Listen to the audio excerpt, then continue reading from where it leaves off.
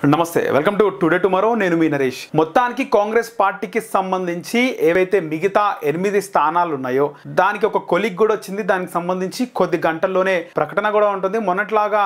night టైంలో అంటే రాత్రి 8:30 9 ఆ ప్రాంతంలో కూడా మిగిలిన 8 స్థానాలకు సంబంధించి అభ్యర్థులను ప్రకటించే ఛాన్స్ ఉన్నట్లు కూడా తెలుస్తోంది మొత్తానికి కాంగ్రెస్ పార్టీ బీసీలకు పెద్దపీటే వేసే అంశం పైన ఉన్నది హైదరాబాద్ కూడా బీసీకి కేటాయిస్తారని తెలుస్తుంది ఆల్రెడీ సికింద్రాబాద్ స్థానాన్ని కూడా బీసీకి కేటాయించారు ఇక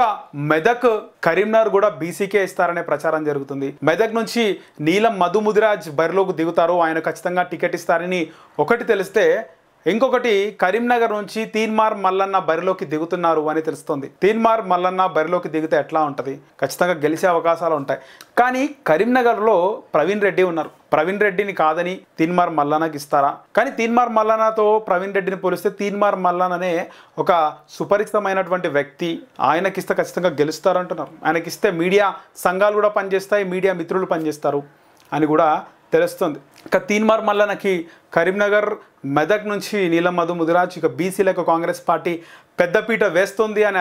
అజెండాతో రేవంత్ రెడ్డి ముఖ్యమంత్రిగా ఆయన ముందుకెళ్తారని తెలుస్తుంది ఆల్రెడీ కాంగ్రెస్ పార్టీ పైన మందకృష్ణ మాదిగ ఆయన ఆల్రెడీ తిట్ల వర్షం కురిపించారు ఆయన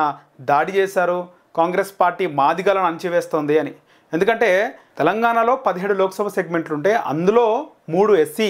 రిజర్వ్డ్ నియోజకవర్గాలు ఉన్నాయి పెద్దపల్లి కాంగ్రెస్ పార్టీ పెద్దపల్లి అభ్యర్థిగా గడ్డం వంశీకృష్ణకి ఇచ్చింది వివేక్ కొడుకు వెంకటస్వామి మనవడు ఒక ఎస్సీ మాల కమ్యూనిటీకి చెందినటువంటి వ్యక్తి అలాగే నాగర్ కర్నూల్ మల్లు రవికి ఇచ్చింది మల్లు రవి ఒక ఎస్సీ మాల కమ్యూనిటీకి చెందినటువంటి వ్యక్తి అలాంటి పెద్దపల్లిలో మాలకిచ్చారు అలాగే ఇక్కడ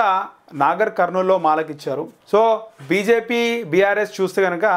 వాళ్ళు ఎక్కువగా మాదిగలకి ఇచ్చినారు పెద్దపల్లి నుంచి కుప్పలేశ్వర్ మాత్రమే మాల సామాజిక వర్గం అటు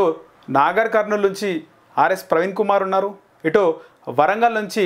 కడియం కావ్య ఉంది వీళ్ళిద్దరు కూడా మాదిగ సామాజిక వర్గానికి చెందినటువంటి వ్యక్తులు సో మాదిగలకు కాంగ్రెస్ పార్టీ అన్యాయం చేస్తుంది అని చెప్పేసి మందకృష్ణ మాదిగకు ఒక పాయింట్ దొరికింది ఆయన మాట్లాడడం కూడా జరిగిపోయింది కానీ కాంగ్రెస్ పార్టీ బీసీ నినాదంతో ముందుకెళ్తున్నట్లు కూడా తెలుస్తోంది మొత్తానికి సీట్లు లేట్గా ప్రకటించినా లేటెస్ట్గా ప్రకటిస్తున్నామని చెప్పేసి కాంగ్రెస్ పార్టీ వర్గాలు చెప్తున్నాయి